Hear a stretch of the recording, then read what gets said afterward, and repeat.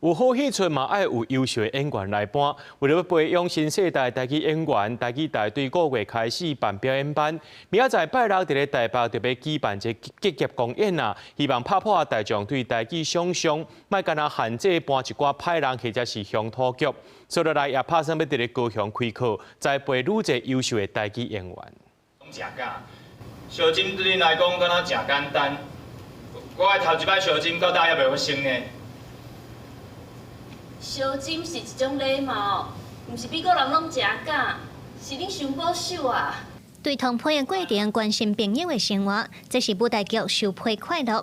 舞台中12位表演者拢是台语台表演班的学员，因当地为正式公演做准备。有的人已经有演出经验，嘛有因为性表演专导来的。有学员讲用台语学表演的时，才发现感情表现电脑有法度下愈深。嘛有学员希望未来台语演员的戏路通愈来愈宽。用台语的时阵，我就是足有感觉的。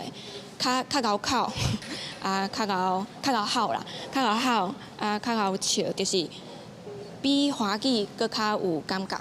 以后无可能拢一直拢做迄落幕的戏，也是其他呀。即摆有足侪无共的戏出，就会当有搁较侪无共款的演员来加入这个表演内底。 台语台这几年推出真侪无共类型的戏出，亲像盐水大饭店、成功路上，也有拜六礼拜等等，反应拢真好。都是希望大众对台语的想象，莫干那限制伫咧乡土剧。不过有好的剧本嘛，就有优秀的演员。为着要培养新世代的台语演员，台语台自5月开表演班训练3个月，希望这台语演员未来通伫咧影视市场顶进发展。咱应该要有更较多以台语为主的剧本。 伫咧表演世界内面，你爱先介意你家己，你爱先知影你家己好伫咧倒位，好伫咧什么所在。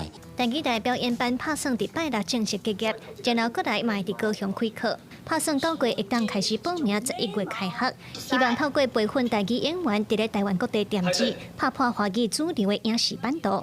记者卢尚如、郑俊尧台北报道。